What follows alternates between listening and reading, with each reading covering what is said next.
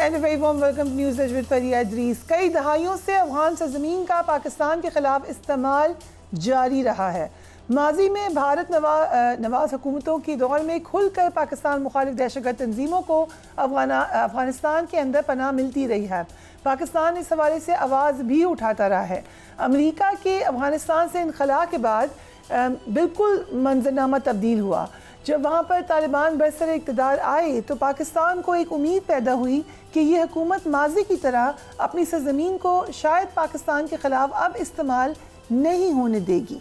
मगर बदकिस्मती ये हुई कि तालिबान इस तवक्को पर पूरा नहीं उतरे और उन्होंने TTP को नुकील नहीं डाली। एक नहीं, दो नहीं, 12 पाकिस्तान ने ये बात बावर करवाई। इस हवाले से अपने तय जो स्टेप्स लेने थे वो लिए, लेकिन बार बार कोई भी नतीजा नहीं निकला।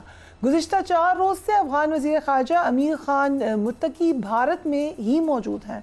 इस दौरे के दौरान अफ़गान तालिबान ने पाकिस्तान पर हमला कर दिया।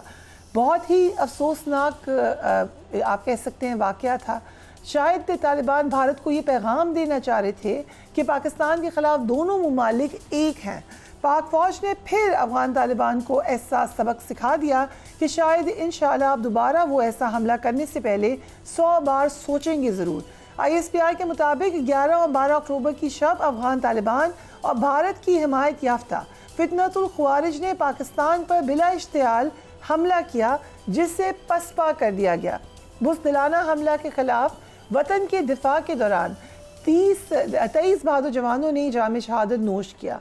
पाक फ़ौज ने तालिबान के कैंप्स, दहशतगर्दों की तरबियती तनसीबात और अफ़गान सरज़मीन से ऑपरेट होने वाली सहूलती नेटवर्क्स को डायरेक्ट निशाना बनाया।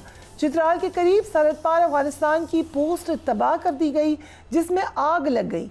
पाक फ़ौज के भरपूर जवाब से अफ़गान फ़ौजी पोस्ट पर लाशें छोड़कर फरार हो गए। पाक फ़ौज के जवानों ने अफ़गान चेक पोस्ट पर कब्जा करने के बाद इस पर पाकिस्तान का झंडा लहरा दिया। हमें तशवीश है कि ये संगीन इश्तियाल अंगेज़ी तालिबान के वज़ीर ख़ारजा के भारत के दौरे के दौरान हुई है। हम तालिबान हुकूमत से मुतालबा करते हैं कि वो अपनी सरज़मीन से ऑपरेट करने वाले दहशतगर्द गिरोहों के ख़िलाफ़ इक़दामात करे। हालिया वाक़या पाकिस्तान के इस मौक़िफ़ की तस्दीक करता है कि तालिबान हुकूमत दहशतगर्दों की सहूलतकारी कर रही है। इस वाक़े से एक दिन कबल DG ISPR lieutenant general Ahmed Sharif Chaudhry ने पेशावर में प्रेस कॉन्फ्रेंस की। इस प्रेस कॉन्फ्रेंस के दौरान उन्होंने कहा कि हम अफ़गानिस्तान से सिर्फ ये मुतालबा करते हैं कि वो अपनी सरज़मीन को पाकिस्तान के ख़िलाफ़ दहशतगर्दी के लिए इस्तेमाल ना करे। Let's watch.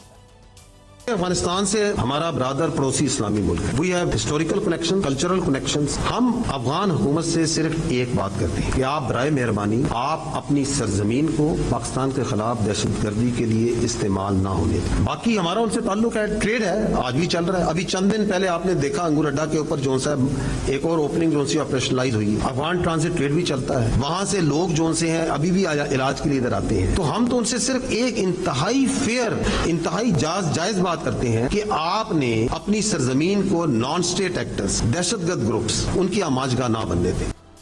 यही एक मुद्दा है जो पाकिस्तान ने 12 अफगान हुकूमत के सामने रखा है। बार बार इस पे बात की है, वहाँ पे जाके बात की है, इंटरनेशनली बात की है, प्राइवेटली की है, लोगों के सामने की है, लेकिन इसके ऊपर कभी भी कोई एक्शन नज़र नहीं आया। एक्शन नज़र आया तो भारत में नज़र आया। पाकिस्तान और अफगानिस्तान के माबैन झड़प के दौरान भारतीय मीडिया मुसलसल तालिबान की हौसला अफजाई करता नजर आया।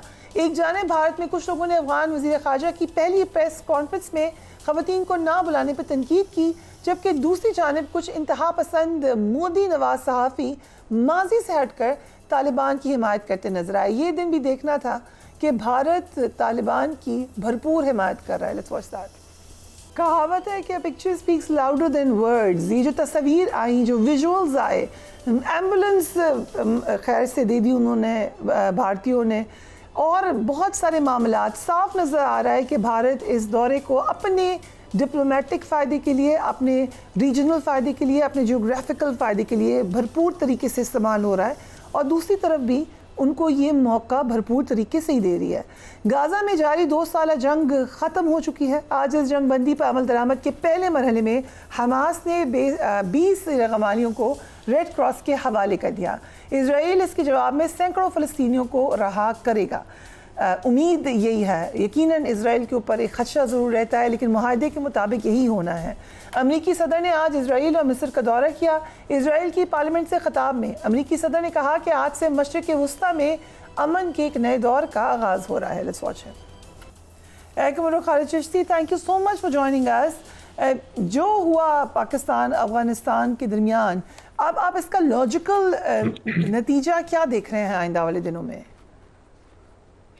बहुत शुक्रिया फरिया साहिबा, आपने इनवाइट किया। देखिए, जो आपने इंट्रोडक्शन में बड़ी सही बैलेंस बात की कि ये हिंदुस्तान की प्रेफरेंस ही इस वक्त यही है, और हमें ये इसको बैकग्राउंड हिस्टोरिकल साथ कनेक्ट करना पड़ेगा कि हम अपनी हिस्ट्री के साथ इनके साथ बहुत ज़बरदस्त कोलैबोरेशन करते रहे हैं, ह्यूमैनिटेरियन ग्राउंड पर मदद करते रहे हैं, ब्रदरहुड हम निभाते रहे हैं, और आज की नहीं है।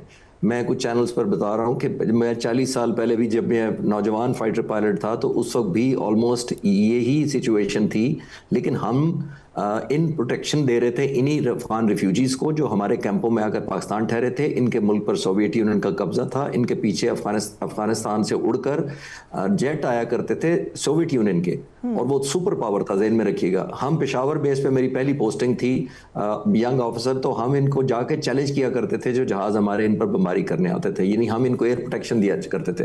तो हमारी तो ये एसोसिएशन है, ये कॉन्ट्रीब्यूशन है इनकी लाइफ में। हम पॉजिटिव रहे हैं थ्रू आउट के पिछले 4 दिहाइयों में। बदकिस्मती से हमारी अपनी स्ट्रैटेजी अब शायद कंसिस्टेंट नहीं रही, लेकिन इंडिया ने देखिए अपनी नेशनल इंटरेस्ट कैसे मेंटेन की है। जितनी भी हुकूमतें आई हैं, जब भी तालिबान की हुकूमत आई है, वो उससे गुडविल फौरन डेवलप करने की कोशिश करते हैं। पहले 1996 से लेकर 2001 तक जो हुकूमत थी वो हमने रिकग्नाइज किया, सिर्फ 3 मुल्कों ने, पाकिस्तान ने किया, यूएई ने किया और सऊदी अरब ने किया। ये हमारी क्लोजनेस थी। फिर 2001 में जब 9/11 हुआ तो उसके बाद अमेरिकन गवर्नमेंट आ गई, जो अगले आने वाले सालों में जब करज़ई और अशरफ गनी वगैरह आए, तो हिंदुस्तान की गवर्नमेंट ने वरिया $3 बिलियन ऑफिशियल, ये मैं ऑफिशियल फिगर पर कहूँ, जो unofficial of the record investment होती है वो है, वो अफगानिस्तान में इन्वेस्ट किया। हाईवेज पर, ब्रिजेस पर, बिजली घर बनाने में, अस्पताल बनाने में, स्कूल बनाने में। वो गुडविल अर्न करना चाहते थे लोगों की भी और हुकूमत की भी। और किस लिए करना चाहते थे? इसलिए कि उनको बहुत ज्यादा मोहब्बत है बॉर्डर पार, हमारे दरमियान में पाकिस्तान है और बॉर्डर पार वो ज्यादा मोहब्बत करते थे? नहीं, वो अपनी नेशनल और स्ट्रेटेजिक इंटरेस्ट को देखते हुए इनको गले लगा लेते हैं जब भी चाहते हैं। मैं एक और एलिमेंट बताता चलूं आपको। अभी देखिए, ये 2001 से ये मुत्तकी साहब जो हैं, ये टेररिस्ट की लिस्ट पर हैं यूनाइटेड नेशंस की। ये जब 9 साल के थे तो ये पाकिस्तान तशरीफ ले आए हिजरत करके, क्योंकि इनका मुल्क सेफ नहीं था। जब ये जवान हुए तो ये 1996 वाली अफगान तालिबान की पहली हुकूमत बनी, तो ये वापस जाकर इंफॉर्मेशन और कल्चरल मिनिस्टर बने। जो अफगानिस्तान के कल्चर का हाल किया वो तो एक अलग डिबेट हो सकती है उसके ऊपर, लेकिन ये उस वक्त पाकिस्तान ने सपोर्ट किया जब इनका अपना घर नहीं था, तो ये सेकंड होम पाकिस्तान बना। और ये वही मुत्तकी साहब हैं जो, जैसे मैंने कहा कि अब वहां पर हिंदू कुश और नारे लगा रहे हैं, और हमारा कह रहे हैं न्यू फाउंड फ्रेंडशिप है अगेन, हमारे बचपन की दोस्तियां शायद कहीं चली गई थी, और फिर ऊपर से कहते हैं कि हम मुश्तरका दुश्मन के खिलाफ लड़ेंगे। और फिर वो खुलकर कह रहे हैं कि हमारा दुश्मन का दुश्मन जो होता है वो हमारा दोस्त होता है। और फिर हिंदुस्तान ने क्या कुछ कॉम्प्रोमाइज अभी नहीं किया। देखिए, टेरर पर स्टैंड में इनमें बिल्कुल डिफरेंट था इनका। इनके ऊपर हाईजैकिंग का केस, इन्होंने कहा था कि तालिबान ने हाईजैक हमारा एयर इंडिया का जहाज हाईजैक कराया। मिनॉरिटीज़ के बारे में ये कहते थे, औरतों के हकूक़ के बारे में ये कहते थे। फिर एक दानिश सिद्दीकी इनका कि जर्नलिस्ट मारा गया था, वो कहते थे हमने बदला लेना है तालिबान ने क्योंकि वो वहाँ मारा गया था। फिर इंडियन एम्बेसी पर धमाका हुआ था, वो कहा उन्होंने कि हमने बदला लेना है। देखिए, उन्होंने सारे परे कर दिए सिर्फ पाकिस्तान की दुश्मनी में। हमें भी चाहिए, वो एक पार्ट 2 अगर आप पूछेंगे तो बात करेंगे, हमें भी चाहिए कि हमने नेशनल इंटरेस्ट पहले रखें, इररिस्पेक्टिव हम यहाँ करते हैं, इसकी गवर्नमेंट ने कर दिया, उसकी हिंदुस्तान में इतनी गवर्नमेंटें बदली हैं, जब उनको मतलब होता है, आप नोट करें कि उन्होंने फ्रेंडशिप गुड सारा सेट असाइड कर दिया। हिंदुस्तान की इतनी ज्यादा क्रेडिबिलिटी खराब हुई है। मैं इंटरनेशनल मीडिया देख रहा था, जो फॉलो कर रहा था, वो कह रहे थे ये वही मुल्क है जो टेररिस्ट डिक्लेयर करता। अब स्पेशल परमिशन लेके उसको दौरा करवाया जा रहा है, ताजमहल ले जा रहा है, 1, 2, 3, 4 दिनों के नहीं, 8, 9 दिन का दौरा करवा रहे हैं। किस लिए? आया मोहब्बत बहुत है? मोहब्बत नहीं है, हमसे नफरत बहुत है। तो वो कॉन्सिक्वेंसेस दुश्मन हमेशा स्ट्रैटेजी करता है। बदकिस्मती से हमें वो चाहता है कि हम 2 फ्रंट लड़ते रहे, हम 2 फ्रंट प्रेशर में रहे, हमें 2 फ्रंट इनसिक्योरिटी हो, हमें उसी को वॉच करना है। वो आने वाले क्वेश्चन में अगर आपका होगा तो उस पर बात कर लेंगे। ये इम्पोर्टेंट पॉइंट है कि फिर हम एग्जैक्टली हमारे साथ भी पूरी एक पास्ट हिस्ट्री है, जैसा कि आपने भी बताया। आपने कहा उसको बलाए ताक रख दें, अपनी इंटरेस्ट को देखें। सो इस वक्त इंटरेस्ट में क्या है कि हम दोबारा एक कोशिश करें अफगानिस्तान के साथ मामला ठीक करने की? देखिए फरिया, एक ऑप्शन जो है, शायद कोई ये मिसलीडिंग ना हो, मेरा जवाब ये है कि मैं ये बिल्कुल नहीं चाहता कि हम टेरर से कॉम्प्रोमाइज करें। हमारे जो शोहदा हुए हैं 80-90 हज़ार, हमारे पे कर्ज है उनका कि हम हिसाब करें, उसकी अकाउंटेबिलिटी करें, उसको डिनाई करें। उनका कर्ज तो अल्लाह मियाँ उतार देता है। अच्छे वादे, इतने खूबसूरत वादे किए हैं कि जन्नत में होंगे और कहाँ होंगे, ऊंचे दर्जों में शोहदा होंगे, लेकिन उनकी फैमिली जो पीछे छोड़ जाते हैं, माँ बाप, बच्चे, बेवाएं, उनका हमारे पे कर्ज है कि हम हिसाब करें। और हमने किया है। हमने किया भी क्या है, हमने एक पोजीशन ऑफ स्ट्रेंथ मेंटेन किया या रिकवर किया अपनी, जो अफगानिस्तान समझता था कि हम शायद कमजोर हैं और अपनी स्ट्रेंथ नहीं दिखा सकते। देखिए, जब भी आपने रिस्पांस देना होता है, उसमें दो चीजें उसके इंग्रेडिएंट होते हैं, एक आपकी सलाहियत होती है और एक आपका रिजॉल्व होता है। हिंदुस्तान ने भी हमें मिसरीड किया मई के महीने में, समझा कि हमारी सलाहियत नहीं है, अगर सलाहियत है तो हमारा हौसला नहीं। और अजय दोवल साहब ने 2016 में, 9 साल पहले क्या कहा था, उन्होंने कहा पाकिस्तान तालिबान से जितनी भी दोस्ती कर ले, असल में वो हमारे फंड के मोहताज है और फंडिंग उनकी हम ही ने करनी है। तो आप खुद अंदाजा लगा लें 9 साल बाद क्या हो रहा है, फंडिंग वही कर रहे हैं। So, आप थोड़ा सा गाजा को भी डिस्कस कर लेते हैं कि आपने देखी होगी स्पीच आज प्रेसिडेंट ट्रंप की। क्या लग रहा है आपको, middle east, new middle east होगा, उन्होंने कहा एक नया चैप्टर होगा इजराइल के लिए, मिडिल ईस्टर्न कंट्रीज के लिए, and then he also said it will be a new era of god. क्या कह रहे हो? ये देखिए, अगर स्पीच स्टैंड लोन मैं इसको सुनूं या मैं इसको टाइप करके पढ़ूं तो बड़ी जबरदस्त है, लेकिन जब इसके अंदर मैं हिस्टोरिकल पैकेज या बैकग्राउंड या ऑब्लिगेशन अटैच करूं, और खास तौर पे नेतन्याहू का जो बैकग्राउंड है और इसराइल की जो ट्रैक हिस्ट्री है, फिर मुझे थोड़ी सी एक नेगेटिव वाइब्स आती हैं। अब मैं पेसिमिस्ट नहीं होना चाह रहा इस मौके पर, जब एक खून रुका है, कत्लो गारत रुक गई है, अल्हम्दुलिल्लाह बहुत फलस्तीनियों ने जान की कुर्बानी दी है, शहीद हुए हैं, लेकिन मैं किसी स्टेज पे ये नहीं कह रहा कि ये पीस अमन गलत है। लेकिन as a student of strategy या मिलिट्री हिस्ट्री, मैं ये जरूर देखना चाहूंगा कि ट्रैक रिकॉर्ड क्या है फलस्तीन के बारे में। क्विक, मैं बहुत टाइम नहीं लूंगा, लेकिन 1948 में जब 15% सिर्फ जूस थे, तो बाकी सब कोई 55% कर दिया गया पूरी दुनिया से जूस को इकट्ठा करके इसी फलस्तीन में, ताकि बराबर बराबर का हिस्सा डिवाइड किया जा सके। और फलस्तीनियों से वादा किया, यही ब्रिटिश राज और बाकियों ने, फ्रांस ने, कि हम आपको अलहदा एक हुकूमत और मुल्क देंगे। वो इजराइल तो दे दिया, लेकिन इसके साथ जो वादा फलस्तीनियों के साथ वो भूल गए। चले फास्ट फॉरवर्ड करते हैं, 60s में PLO आ गई, पैलेस्टीनियन लिबरेशन ऑर्गेनाइजेशन, जिसको लेड कर रहे थे यासिर अरफात साहब। वो 60 से आर्म स्ट्रगल करती रही, फिर 1993 आया और 95 आया, जब उनको कन्विंस किया गया कि अगर आप डिसआर्म हो जाए तो आपको एक होमलैंड देते हैं हम। पीस एग्रीमेंट किया गया जिसका नाम था ओस्लो एग्रीमेंट 1995 में। उस एग्रीमेंट में लिखा हुआ है आज भी कि ये एग्रीमेंट सेट करेगा पेस फॉर 2 स्टेट पाथवे। 32 साल हो गए उस बात को, फरिया आया हो गया कि नहीं हो गया? नहीं हुआ, बदकिस्मती से। दूसरी एक खतरनाक बात जो मैं हाईलाइट जरूर करना चाहूंगा, not with suspicion but with possibility के नेगेटिविटी को ज़हन में रखते हुए, नेतन्याहू ने बहुत अंडर प्रेशर थे। एक, उनके पास मुकदमे चल रहे हैं, उनके पास डोमेस्टिक फ्रंट पर अदालतों में। नंबर 2, उनकी ऑपोजिशन बहुत स्ट्रांग हो रही थी। नंबर 3, उनके पास कैदियों का जो कैदी और हॉस्टेज और डेड बॉडीज थी, उसका बहुत प्रेशर था, फैमिलीज और लवाहिकीन का। फिर 150 मुल्कों ने फलस्तीन को एक्सेप्ट कर लिया हुआ था। फिर प्रेसिडेंट ट्रंप भी दोनों तरफ से खेल रहे थे, शायद वो नेगोशिएशन के लिए कर रहे हो, बाय डिजाइन कर रहे होंगे, नॉट फ्रॉम हिपोक्रेसी, नहीं मैं कह रहा। वो कभी कतर को भी इंकरेज करते थे, कभी उसको भी डिस्करेज करते थे, शायद वो उसको टेबल पे लाना चाह रहे थे। नेतन्याहू आ गए टेबल पे, लेकिन उसके अंदर उन्होंने एक Trump card, literal Trump card अपने पास रखा। वो कार्ड क्या है? वो क्या था, नेतन्याहू को ये कहा कि अगर ये किसी ने ब्रीच किया मुआहदा, तो फिर प्रेसिडेंट ट्रम्प ने कहा कि मैं फिर नेतन्याहू की तरफ होऊंगा, यानी इजराइल की तरफ होऊंगा। मुझे खतरा ये है कि उन्होंने कैदियां वापस ले ली हैं, डेड बॉडीज भी ले ली हैं। मैं कोई सस्पेक्ट नहीं कर रहा, लेकिन मैं कह रहा हूं कि अल्लाह ना करे ऐसा हो कि खुदा ना खास्ता नेतन्याहू खुद ही कोई फॉल्स फ्लैग ऑपरेशन करवा ले। और हमारे नेबरहुड में तो सबक दिया जाता है, उनकी दोस्ती भी बहुत है, फॉल्स फ्लैग ऑपरेशन कैसे करते हैं। तो कोई करवा के कहीं हमास को ब्लेम करके इस मुआहदे से निकल ना जाए। अगर ये सस्टेन होता है तो कंक्लूडिंग कमेंट मेरा ये है कि बहुत अच्छा और लास्टिंग पीस है, वे फॉरवर्ड बहुत अच्छी चीज है, आगे निकलना चाहिए। और क्या हम ये देख सकते हैं कि अगर असल रूप पर अमल हो तो एक फलस्तीनी रियासत का भी क़याम होगा? देखिए, वो डिपेंड करेगा नेतन्याहू की पोजीशन पर। अगले साल उनका इलेक्शन है, वो मानते नहीं है। जी जी, मैं ये अर्ज कर रहा हूँ, एक प्रेसिडेंट ट्रम्प को चाहिए, और सबसे ज्यादा मुस्लिम उम्मा जो इस वक्त यूनाइटेड हुई है। देखिए, जो मुसलमान उम्मा की जरूरी है यूनिटी, वजह यह है कि जो बाकी मुसलमान मुल्कों के अलावा फ्रांस और बहुत सारे मॉडर्न वेस्टर्न मुल्कों ने जो रिकग्नाइज किया है मेरी रीडिंग ये है कि वो डोमेस्टिक प्रेशर को नलिफाई किया उन्होंने अपने, वो ऑलमोस्ट उनका अपना इलेक्टोरल खत्म हो रहा था। लोग थ्रेट कर रहे थे उनको कि हम हुकूमत गिरा देंगे, उनकी ऑपोजिशन स्ट्रांग होती जा रही थी उन मुल्कों में इस पॉइंट को लेके कि ये हुकूमतें सो रही हैं। तो उन्होंने एक स्टीम को जो वेंट किया है बुनियादी तौर पर इन हुकूमतों ने, मैं फिर शक की बुनियाद पर नहीं लेकिन मैं दोनों एंगल से देख रहा हूं, उन्होंने अपने सर्वाइवल के लिए कबूल किया।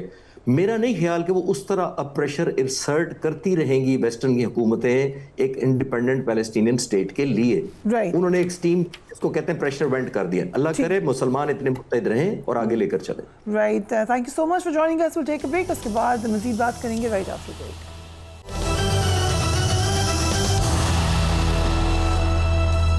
Welcome back. खैबर पख्तूनख्वा में आज एक बड़ी तब्दीली आ गई है। अली अमीन गंडापुर की जगह सुहेल अफरीदी 90 वोट लेकर वज़ीर आला मुंतखब हो गए।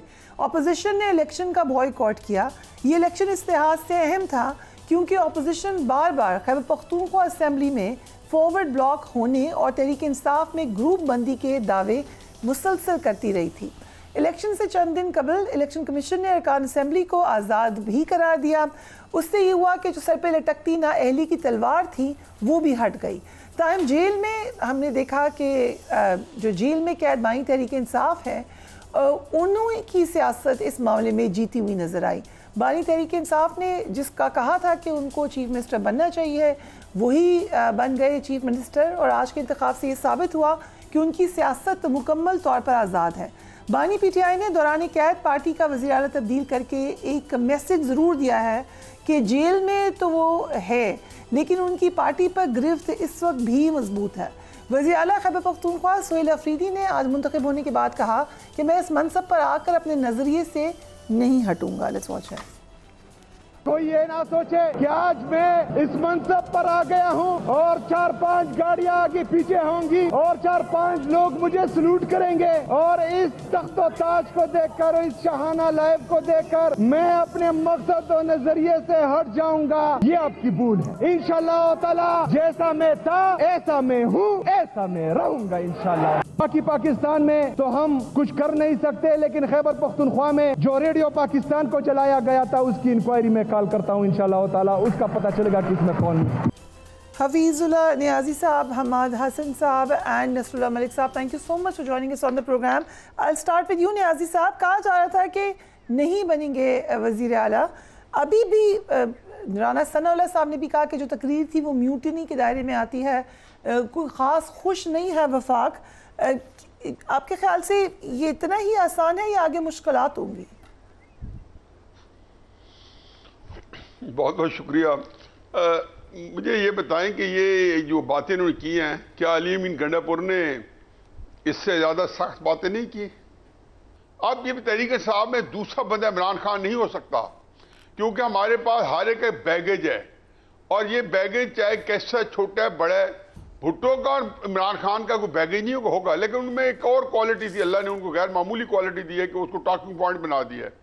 मतलब इमरान खान साहब से जो गलती हुई हैं जिंदगी के अंदर, जाती या इज्तमाही, किसी और सियासतदान से वो करवा के दिखा दे और उससे सियासत करवा लें, ये हमारा मौजू नहीं है। हमारा मौजू ये है कि ये सुहेल अफरीदी साहब हैं, मैं आपको लिख के देता हूं कि अगर ये कंप्लायंट नहीं है तो फिर इनकी शेल्फ लाइफ जो है 2 महीने से ज्यादा नहीं है।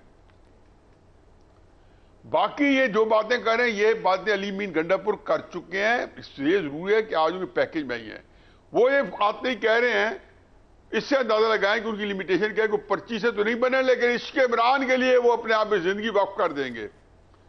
भाई इश्क का मतलब तो होता है जुनून, और जुनून का मतलब ये होता है कि आपको फिर किसी चीज की जरूरत नहीं होती, फिर आप वज़ीर आला नहीं बनते, आप सहराओं में फिरते हैं और फिर जिंदगी जो है मजनू की तरह इश्क के अंदर सफ कर देते हैं।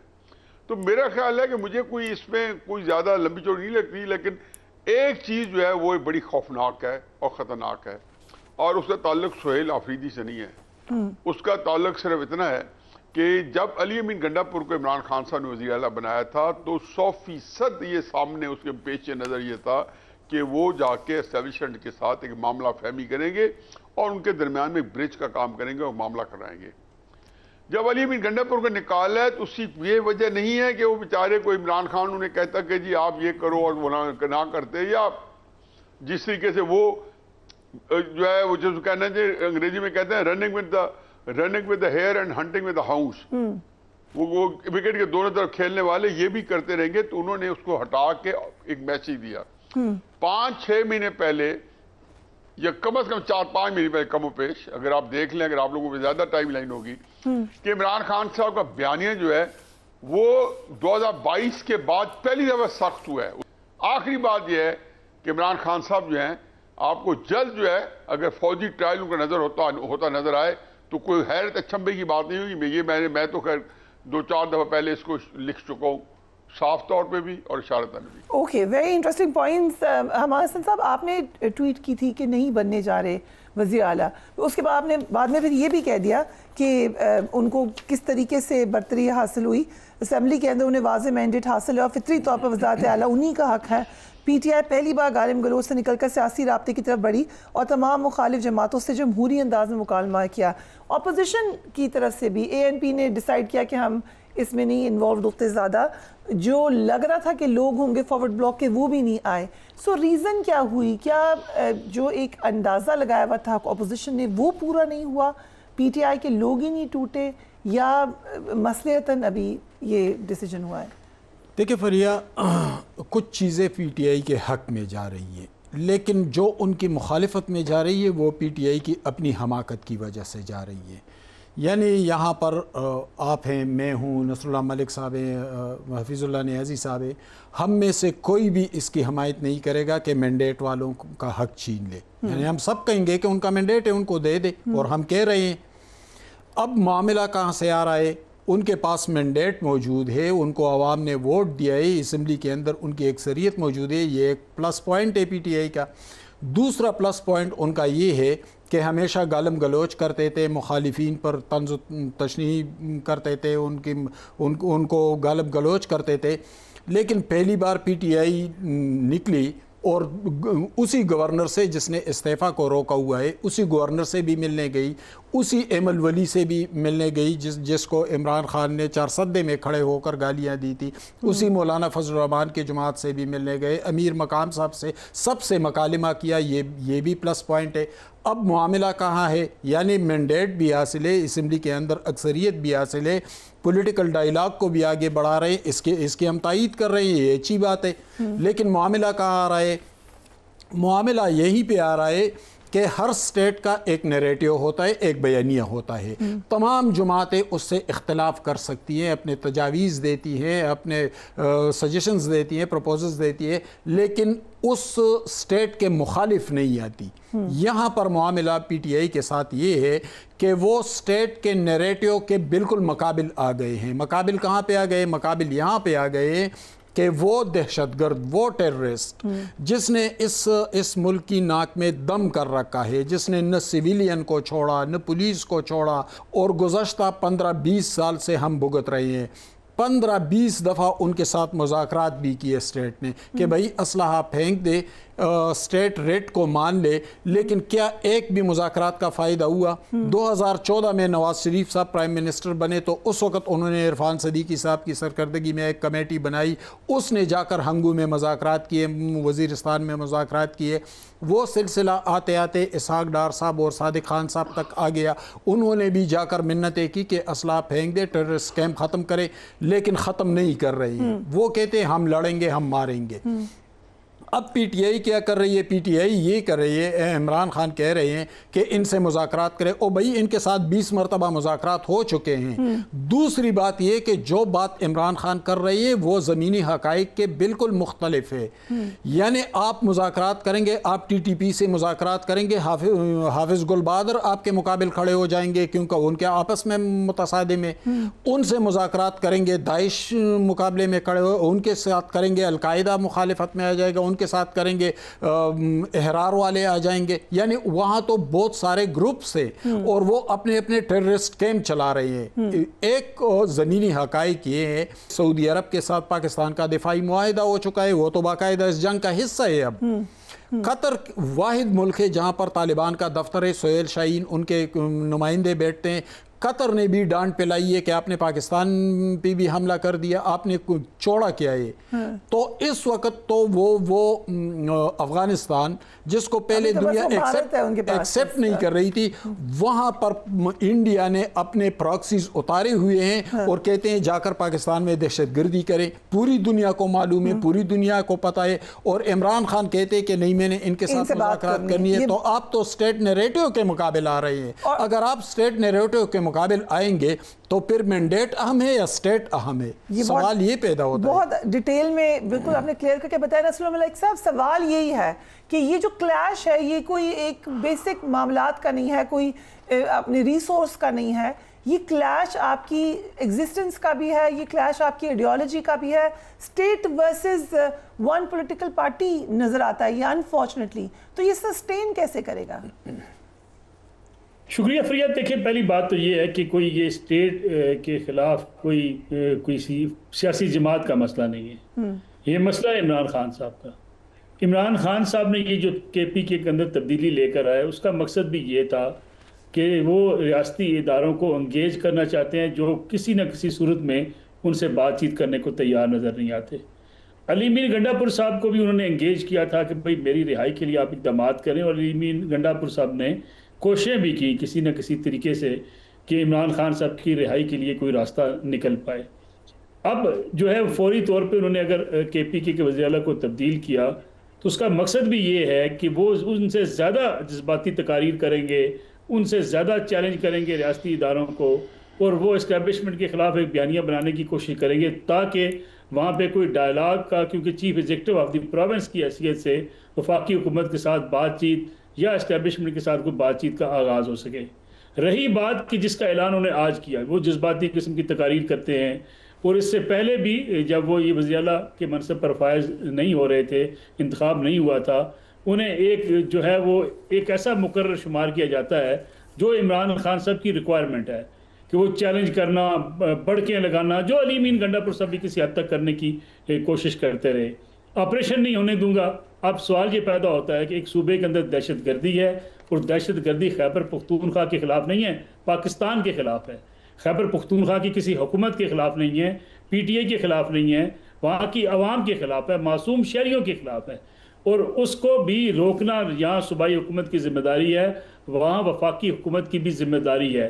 तो एक बात तो जो हफीजुल्लाह न्याई साहब ने कही, इसको आप नोट कर लें, ये उसी तरीके से तावन करेंगे ऑपरेशन के हवाले से, रियासती अहकामात के हवाले से, जिस तरीके से अली मीर गंडापुर साहब करते रहे हैं। अलबत्ता उनसे ज़्यादा जज्बाती तकारीर करेंगे, और वो जो एक माहौल बनाने की कोशिश करेंगे कि शायद वो बड़ी एहतिजाजी सियासत में मैदान में उतरे। और उन्होंने आज कहा भी कि मेरा एक्सपीरियंस ये एहतिजाजी सियासत का है। भाई, आपकी एहतिजाजी सियासत सूबे के अंदर आप करेंगे जहाँ के आप चीफ एग्जीक्यूटिव हैं, तो अवाम आपके खिलाफ होंगे, आपको मुश्किलात का सामना करना पड़ेगा। पंजाब में, सिंध में, बलूचिस्तान में अगर आप एहतिजाजी तहरीक नहीं चला पाते तो खैबर पख्तूनख्वा की एहतिजाजी तहरीक इमरान खान साहब को जेल से बाहर नहीं ला सकती। इसी तरीके से ना ये ऑपरेशन रोक पाएंगे, ऑपरेशन भी होगा, नेशनल इलेक्शन प्लान के ऊपर अमल दरामद के लिए वफाक दबाव डालता रहेगा, क्योंकि दहशत गर्दी की बुनियाद पे खैबर पख्तूनख्वा की हुकूमत मफलूज हो चुकी है। थाने उनको बंद करने पड़ते हैं, पुलिस पेट्रोलिंग कर नहीं पाती है, उनकी अपनी हालत ये है कि उनकी अपनी जो इस वक्त काउंटर टेररिज्म की फोर्स है वो डिमोरलाइज है। फौज ने जाके कुर्बानियां देनी शुरू की हैं।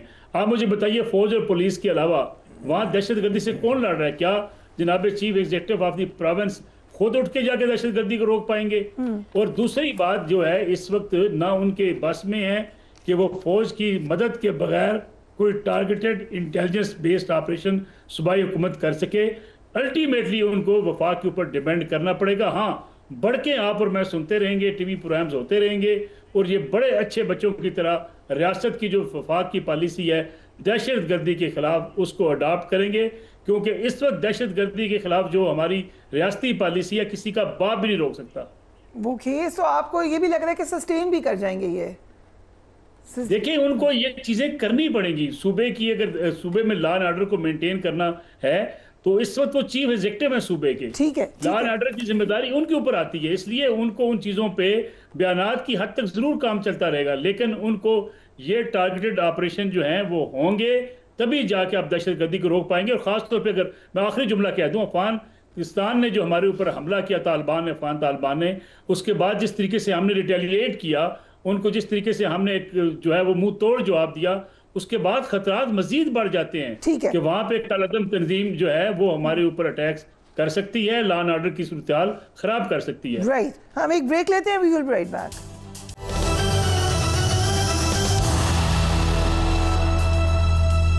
सोहेल अफरीदी आ रहे हैं तो अली अमीन गंडापुर जा रहे हैं।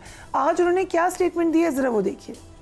हमारी पार्टी, हमारी मर्जी, हमारा फैसला, हमारी मर्जी, सबसे बढ़कर हमारा लीडर और उसकी मर्जी। अगर कोई शक वाली बात है तो मैं एक बार फिर अनाउंस कर रहा हूँ कि अल्लाह ताला ने मुझे मौका दिया कि मेरे पे एक ऐसा वक्त आया जहाँ पे ये साबित होना था कि कुर्सी बड़ी है, यहाँ पे लीडर का हुक्म बड़ा है। और ये अल्लाह ताला ने मुझे सुखरू करने के लिए शायद इस जगह पे खड़ा किया हो। उसने मुझे एक सेकंड के लिए भी सोचने का मौका नहीं दिया कि मेरे पास कोई और ऑप्शन भी है, क्योंकि वफादारी और इज्जत ये दो चीजें हैं जो हमें इस्लाम कहता है और हमें अपने अवाजदार ने बताई है। हम इस चीज के ऊपर अगर अपने आप को साबित कर लें तो मेरे ख्याल में ये चीज जब आप साबित कर लेते हैं तो आप दुनिया में, जिंदगी में एक वो चीज जीत जाते हैं जो न किसी कुर्सी में है न किसी ओहदे में है। नियाजी साहब, अली अमीन गंडापुर साहब जो ये कह रहे हैं कि उनके पास बहुत सारी अपॉर्चुनिटी थी, ऑफर थी, बट उन्होंने वही किया जो उनके ख्याल से उनको करना चाहिए था। ये ऐसा ही हुआ है? यू थिंक कि उन्होंने एक मिसाल कायम की है? देखिए बीबी, एक लंबी हिस्ट्री है। इनके सामने अदम इस्तेकाम पार्टी जो क्या बनाई थी, इस्तेकाम पाकिस्तान पार्टी, अदम इस्तेकाम पाकिस्तान पार्टी। आपने नाम अच्छा रखा उनका वैसे, लेकिन इस्तेकाम पाकिस्तान पार्टी। मैं तो पहले दिन से उनको अदम इस्तेकाम पार्टी कहता हूँ क्योंकि जाहिर है। लेकिन उसमें ये देखें, कोई जहांगीर तरीन वगैरह छोटे लोग नहीं थे, ना अजमल परवेज खट्टक साहब छोटे बंदे थे।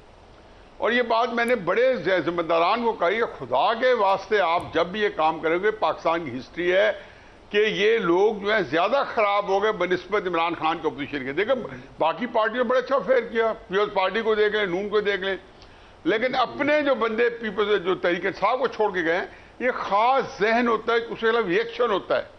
दूसरा, तहरीक इंसाफ के अंदर जो लोग हैं, ये मेरे लिख लें किसी जगह पे कि ये 80% लोग जो हैं वो कंप्लायंट हैं, टिकट भी शायद उन्होंने दिए हुए हैं, लेकिन छोड़ते हुए 10 सवा सोचेंगे, क्योंकि हर बंदा किसी न किसी हल्के में जाता है और वहां पे तहरीक इंसाफ के जो लोग हैं, जो वर्कर्स हैं, वो इस वक्त बड़े वाइब्रेंट हैं, बड़े एक्टिव हैं। तो इनके पास चॉइस ही नहीं है। अगर अली अमीन गंडापुर जरा लग्जिश करते, जरा उनके अंदर लड़खड़ाहट आती, यकीन जाने के टक्के टोकरी हो जाते। ये एक चीज है कि जिसका पाकिस्तान में 70 साल हमारा रिकॉर्ड है इस तरह की चीजों से, कि जब आप किसी पार्टी को डिच करते हैं, और बड़े बड़े लोग जो थे सियासत से खत्म हो गए थे, पीरजादा, कौसर न्याजी, नामो निशान मिट गए थे जब भुट्टो साहब को छोड़ा था। तो ये जो इन लोगों के पास गुंजाइश कम है, और ये बात समझते हैं कि इमरान खान साहब के आने वाले दिन बहुत ही कड़े और बहुत ही सख्त हो गए। ओके, सो गंडापुर साहब के हवाले से क्या मसला क्या हुआ उनका? एक जो तासुर बना के शायद वो नहीं कर पा रहे थे जो उनको कहा जा रहा था, ये ठीक है? देखिए, जो मेरे इन्फॉर्मेशन है तो दो बातों पर इख्तिलाफ हुआ था। एक, जब गंडापुर साहब उनसे मिलने गए तो बाद में उसका असर पड़ा फैसलों पर। जब उनसे मिलने गए तो एक तो इमरान खान ने उन्हें कहा कि ऑपरेशन की खुलकर मुखालिफत करे, तो गंडापुर साहब ने इस हवाले से कुछ आर्गूमेंट्स किए कि सर देखें, आप जो अफ़गानिस्तान के साथ मुल्हिका बॉर्डर पे डिस्ट्रिक्ट्स हैं, वहाँ पर सूरत हाल ये है, मैं बहैसियत चीफ़ एग्जीक्यूटिव ये इन्फॉर्मेशन आपके साथ शेयर कर रहा हूँ। लेकिन खान साहब का जो मिजाज, उन्होंने कहा नहीं, मुखालिफत ही करनी है। दूसरा इख्तलाफ इस पे हुआ कि इमरान खान ने उन्हें कहा कि 26 नवंबर करीब आ रहा है और आपने एक बड़ा एहतजाज लेके निकलना है। तो कहते कि गंडापुर साहब ने इस पर भी आर्गूमेंट्स किए कि एहतजाजों से हमें मिला क्या, आप जेल में हैं, आपकी अहलियत जेल में है, पंजाब की सारी क़यादत जेल में है, हमारे हज़ारों सैकड़ों कारकुनों पर मुकदमात है, तो हमें क्या मिला? अब हम ज़रा सांस ले, ठहराव पैदा करें, अब हम मामलात को ज़रा खुशअस्लूबी से, तदब्बर और बसीरत के साथ आगे बढ़ाएं। कहते इस पे इमरान खान भड़क गए और फिर वहाँ से गंडापुर साहब रुखसत हो गए, मुलाकात का टाइम ख़त्म हुआ। जब वो वहाँ से रुखसत हुए, दूसरे दिन अलीमा खान भी उनसे मिलने गई फिर अलीमा ख़ान ने कुछ बातें उनसे की। बताया जाता है कि ये भी कहा गया कि सनम जावेद की गिरफ़्तारी में गंडापुर का हाथ है, लेकिन गंडापुर की बरतरफी हुई नाराज़गी की वजह से कि गंडापुर उन बातों पर राज़ी नहीं हुए जो इमरान खान चाहते थे, बल्कि राज़ी नहीं बल्कि वो उनको कन्विंस करने की कोशिश कर रहे थे। इस पर इख्तिलाफ हुआ, गंडापुर रुखसत हुए। लेकिन फरिया अब देखे ना, चले गंडापुर साहब रुखसत हुए, इमरान खान पार्टी चेयरमैन है, हेड है, वो जाने उनके फ़ैसले जाने, लेकिन उस फैसले से क्या कोई अच्छा नतीजा निकला? आप 34 साल के एक नौजवान को लेकर आए हैं, तो एक ऐसा सूबा जहां पर रोज़ रोज़ लाशें गिरती हैं, जो तारीख़ के बदतरीन दहशतगर्दी का सामना कर रहा है, जहां पर तारीख़ की सबसे बड़ी करप्शन हुई कई सालों से, जहां पर अमन व अमान की सूरत हाल इंतहाई अबतर है, माली सूरत हाल 800 अरब का मकरूज़ है, तो क्या उस सूबे के लिए आप 34 साल के एक जज्बाती नौजवान को लेकर आए? आप अपनी पार्टी से ले आते, आपका हक है, आपका मैंडेट है, बैरिस्टर गौहर को ले आते, उमर अयूब को ले आते, किसी और ज़रा संजीदा और तजुर्बाकार आदमी को लेके आते ताकि वो हालात को संभालते। उसका फ़ायदा आपको भी होता, इस्टेब्लिशमेंट के साथ अगर आपका फासला है, डिस्टेंस है, सूरत हाल बेहतर नहीं, उसको भी पाटने की कोशिश करता, करीब ले आते, मामलात सुलझ जाते। आप एक जज्बाती नौजवान को जिसने पहले ही दिन असम्बली में कहा कि इमरान खान रियासत हैं, यानी ये सूबा तबाह बर्बाद हो चुका है, उससे मुझे कोई सरोकार नहीं है, मुझे अगर सरोकार है तो सिर्फ इससे कि मेरे लीडर को रहा करें। राइट। तो मलिक साहब, ये क्या अब अभी भी चैलेंज हो सकती है चीफ मिनिस्टर की पोजीशन? जैसा कि हमने देखा कि गवर्नर साहब ने कोशिश की है, अगरचे लीगल एक्सपर्ट्स कह रहे हैं कि उसका कुछ होना नहीं है, लेकिन एट सम पॉइंट क्या ये पोजीशन चैलेंज हो सकती है? देखिए, मेरा नहीं ख्याल कि उनकी पोजीशन को जो है वो इस वक्त अपोजिशन हटा पाएगी। इंतखाब हो गया, उन्होंने अपने पूरे वोट्स मुकम्मल कर लिए। अब गवर्नर साहब ने उसमें जो ताखीरी हरबे इस्तेमाल की, मैं तो यही कहूँगा उसका कोई नतीजा खेज जो है वो हो नहीं सकते। लेकिन जो पहले हम बात कर रहे थे, मैं उसमें 2-3 जुमले कर कह दूँ। देखिए, ये जो होती है ना मकबूलियत का नशा, ये बड़ा ख़तरनाक होता है। ये आपको सही और दुरुस्त फैसले करने से बहुत दूर ले जाता है। मियाँ नवाज शरीफ क्या 1997 में इमरान खान साहब से ज़्यादा मकबूल नहीं थे? चारों सूबों में उनकी हुकूमत थी, वफाक में उनकी हुकूमत थी, और वो एक बड़ा हैवी मैंडेट लेकर आए थे। लेकिन 99 में जब उनको निकाला गया, रुखसत किया गया, तो उसके बाद मुस्लिम लीग नून दबाव का शिकार होते होते 2002 के इंतखाबात में सुकड़ कर एक छोटी सी जमात बनकर रह गई। मसला ये है कि इस वक्त अगर आप ये समझते हैं कि इमरान खान साहब मकबूल हैं, बिल्कुल ये बात दुरुस्त है, उनकी पार्टी मकबूल है, लेकिन अगर वो सियासी फैसले नहीं करेंगे, टकराव की पॉलिसी पे रहेंगे और इसी तरीके से रियासत को जो है वो चैलेंज करते रहेंगे, रियासत को चैलेंज करने वाली जमातें माजी में भी मुश्किलात उठाती रही हैं और फिर आस्ता आस्ता अपना वोट बैंक भी लूज करती चली गई हैं। इमरान खान साहब उस वक्त तक मकबूल हैं जब तक वो जेल के अंदर है। जब इमरान खान साहब उस वक्त तक मकबूल है जब तक मजलूमियत का कार्ड उनके पास है। इमरान खान साहब जिस दिन बाहर आ जाएंगे, या आपको मकबूलियत का कार्ड भी कहीं ना कहीं धुंधला होता हुआ नजर आएगा। हमारे यहाँ तो आवाम जो है हुकूमत से 2 साल बाद या 1.5 साल बाद बेजार होना शुरू। नियाज़ी साहब तो कह रहे हैं कि मुश्किल वक्त आ रहा है उनके लिए, मजीद मुश्किल वक्त। मैं वही आपसे अर्ज कर रहा हूँ ना कि देखिए, मुश्किल वक्त आएगा, मजीद उनके लिए मुश्किलात बढ़ेंगी। और देखें, जो पार्टी आज भी ये कहे कि हमारे लोग कंप्रोमाइज्ड हैं और ये कि हम इसलिए वज़ीर चेंज किया कि वो कंप्रोमाइज था, और जो पार्टी ये कहे कि पार्टी के अंदर धड़े बंदियाँ हैं, खुलकर इस बात का इजहार किया जाए। फिर ये जो अरकान असम्बली, हमाद हसन साहब खूबी जानते हैं कि जो अरकान असम्बली 90 उन्होंने वोट पूरे किए, 8 अक्टूबर से उन्हें वज़ीर हाउस में रखा गया। खाने पीने के अलावा उनको वहाँ से बाहर जाने की इजाज़त नहीं थी। फिर उनसे हलफनामे लिए जाते रहे, बार बार उनसे कहा गया कि आपने पार्टी से वफादारी करनी है। अगर ये नजरियाती किस्म की पाकिस्तान में सियासत होती तो अरकान असम्बली को सियासी जमातें इकट्ठा करके किसी एक जगह पे बंद करके हलफ न लेती। दूसरी तरफ से भी तो पोच होते हैं, इसलिए ये तो अब एक अनफॉर्चुनेट हकीकत है। मैं इसलिए कहता हूँ कि यहाँ नजरियाती सियासत नहीं होती है, यहाँ मफादात की सियासत होती है। और अक्सरियत, अब मुझे एक बात बताइए, अक्सर हमारा सियासतदान कह देते हैं मुझे इक़्तिदार की कोई जरूरत नहीं, मैं इक़्तिदार को ठोकर मारता हूँ। तो फिर इक़्तिदार की भीख कौन मांग रहा होता है? इंतखाबी मैदान में उतर के वजारत उस्मा की कुर्सी पर कौन जाना चाहता है? ये भी आप सुन रही थी ना 3 दिन पहले, 4 दिन पहले, ये सुहेल साहब क्या कह रहे थे, आफरीदी साहब, कि ये खबर झूठ है, मैं कहीं जो है वजीर आला नहीं बन रहा, ना मेरी कोई ख्वाहिश है। तो आज वही जनाब बड़ी जबरदस्त किस्म की तकरीर फरमा रहे थे। हम जो सियासत करते हैं वो मुनाफिकत पर मबनी सियासत करते हैं। ठीक है, नियाजी साहब आप सर हिला रहे थे जिस वक्त बात कर रहे थे हमाद साहब।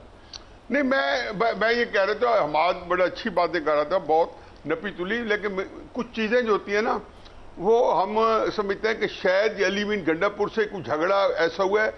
ये कोई झगड़ा नहीं हुआ, ये पूरी इमरान खान साहब के ज़हन में जो प्लानिंग थी ये वो रूबा अमल थी। जब उन्होंने अली मीन गंडापुर का नाम चुना था, उमर अयूब का नाम चुना था, उन्होंने जहां जहां जिन जिन उहदों को दिए थे, गौर साहब को पार्टी का सदर बनाया था जिनका पार्टी से कोई ताल्लुक नहीं था, तो अली मीन गंडापुर का एक रोल था।